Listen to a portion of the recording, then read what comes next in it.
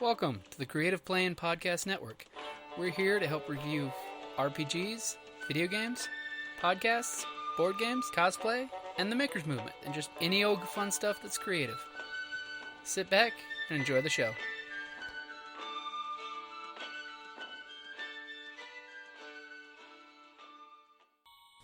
Hi, this is Jim with Creative Playing Podcast Network. Hey guys, this is the RinCon14 in review.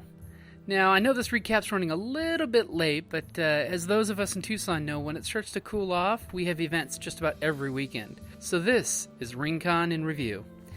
This year, I've only heard the best things said about the staff, the exhibitors, and the setup. The most loved thing at the con this year was definitely the mystery of the Maltese Meeple. It was a great noir-style mystery game that used 52 playing cards with hints on each card, scattered amongst all of the attendees and a few rare clues scattered about the convention. I know quite a few friends of mine were having a blast meeting new people just so they could walk up to them and ask if they could see their clue and exchange clues. One of the callouts I have to save for the game was that there was this adorable young lady who actually won the raffle of all the correct sleuths. The whole weekend, this young lady was wearing her long coat, fedora, and a notepad and pen in hand, asking everybody for their clues. I have to give Seth and the Rincon champions serious props on the fantastic looking meeple and a great job on the Maltese Fae case. So one of the things I did find out, next year the theme for Rincon is going to be space adventure. So according to my Robotech group, they're definitely wanting me to roll that game again.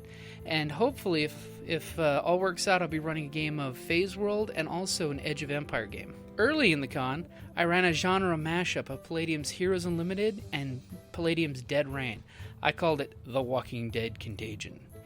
Here's what my players had to say after we finished the game. Hey, this is Jim at the Creative Playing Podcast Network, sitting down here enjoying the first day at Rincon with our game, The Case of the Walking Dead Contagion. I'm sitting here with Chris and Chris, who enjoyed playing it. How did you guys like playing Heroes Unlimited mixed with Dead Rain? I thought it's a great system. It's a really fun game. The only thing that I didn't like is the stats were a little confusing with the system, with the whatever gaming system we have. A little hard to pick up on, but once you get it, you have a lot of options, a lot of great value to it. So overall, it was a lot of fun.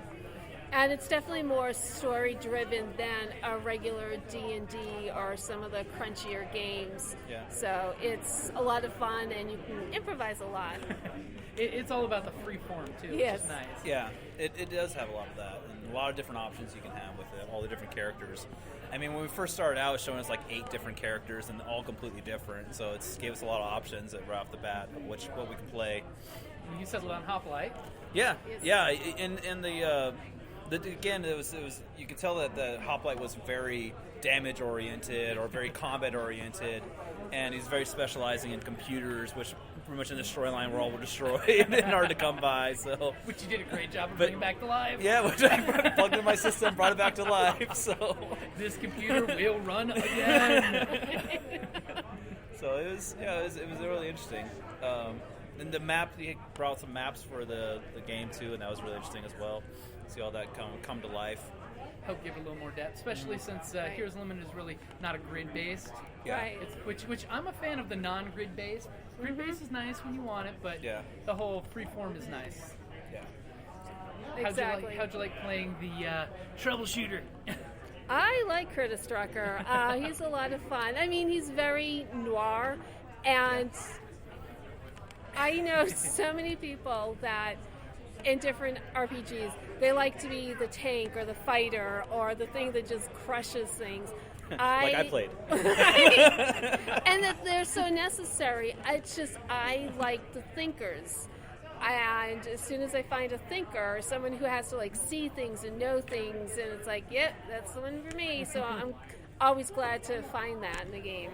Actually, Chris, I love the fact that you picked him, because it's the case of the Walking Dead Contagion. Right. Yeah. It's the investigator for the story.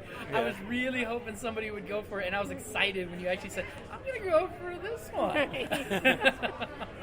Actually, I didn't pick it. He forced me to take it. I'm sorry. Yeah. like showing the hand of cards with one card a little bit closer to the person. It's like, you want this one. This is your card. This is the card that you want to pick. After all, that's why later this week we're doing a case of the Maltese Fae. Oh, I'm actually a part of that one as well. I know. I think I saw that, and Yep. I might be there too. We're doing the Dresden file for that one. Yeah. It should be No, fun. you closed before I could get in. No, I've never been able to play the Dresden Files ever. Have you signed up? Because they only No, took... I can't sign up when it was blocked on the website. No. What they do is they only give 3 slots open for Rincon, and then all the rest they have wait lists, and then if you check to make sure check the check-in sheets. They have Sundays already available in the binder, and you should be able to maybe sign up for it because I still have slots open. All right, I will look. And I've got generic NPCs too if you want to play one of those instead of the storyline NPCs. Do you have a thinker? I have many thinkers. Yay! It's funny in that one because basically it's Maltese Falcon. Right. Spade is not a thinker. He's a conniver. But in the actual Maltese He Falcon, shoots things. He beats people up, knocks people Yeah. out. Yeah. All right, thank you guys very much. Yeah, thank you. And if you want, you can listen to this on the Creative Plan Podcast Network. All righty. We'll do. All right. One of the gems that we got a chance to play was World of Dew with its creator, Ben. He's a great guy, and here's the link to the review I blogged earlier when we got home from the convention. We had an amazing time playing this game. Literally in 4 hours, we built a group, we built the world, we built themes and threats a la Dresden style, and we had a blast running this game.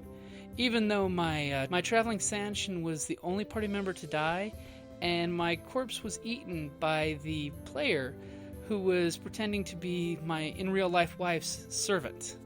Like I said, it's a fantastic game. Had a great time running and playing all the games that we were involved in, and I have to admit the staff did an amazing job setting up which groups had which rooms at which time. Heck, on my Robotech game, I had a room just to us, which was fantastic because it gave me the opportunity to let me play clips from the first 3 episodes of Robotech Macross, helping to set the stage for some of my newer players that didn't know the series by hand. Here's an audio clip I took of how my group liked the Palladium's Robotech Macross. Hey, this is Jim with the Creative Plan Podcast and the Palladium Megaversal Ambassadors. We just finished running our Robotech Macross game, and here's my group to let you know how they liked it. Oh, so, Hey, what's up? Yeah, Don't forget to give me your names, or yeah. just first names. Okay, yeah, I'm David, and I did a scenario in Robotech and The check-in. supplied by Palladium Games, and it was awesome. I mean, I had a lot of fun. I think We ran around, we did the first 3 episodes of the show, and it was great. We ran around and just killed stuff. It was really fun. I did. My name's Eddie. I'm the brother of David. I loved it just as much or even more than he did. Robotech's my favorite anime of all time. So to be able to recreate what I grew up with as a kid means a lot. And thank you so much for giving out the free stuff, and really appreciate it. And Swag rules. yeah, swag Yeah, rules. yeah, thank you, by the way. Thank you. And what did you guys say about next year? Yes, we Yes. want to do this again. Yes, we would love to do this again. Yeah, it was awesome. So if you guys want it seriously, just take one of the pads of papers. Oh, we still got to vote who wants to get the Rincon. You gotta do that. Or I already won one. Does anyone else want? I mean, I won. Do you want to mark this? Yeah, just take it. Yeah. Yeah, because I got this one. all right, cool. So. And guys, thanks for gaming. I mean, I had a blast running this. Thank with you guys. very much, All man. right. It was Oh, a do you lot want me of to stop fun. that? And I'll go ahead and stop it. So guys, just as a quick wrap up, if you're in the Tucson area next year and you're looking for some games to play, definitely head to RinCon14. Not only is it a great location, but you'll meet tons of great gamers that are nothing but fun to hang out with. And make sure to check out the show notes. I'll have links set for the event, and if next year's event's up, I'll make sure to update those links as well. Thank you. Cumberland here from Neverwinter. If you don't know who I am, then you are not listening to the D&D Journey of the 5th Edition podcast. Get your keister over there and listen to me, being saved by brave adventurers, powerful wizard, a sweet lass who's a noble, a folk hero of the people, a rogue who knows no limits, and a dwarf who's a cousin and a very good friend. Join us on the D&D Journey of the 5th Edition. You might find some Dungeons and Dragons. as I know there's dragons about.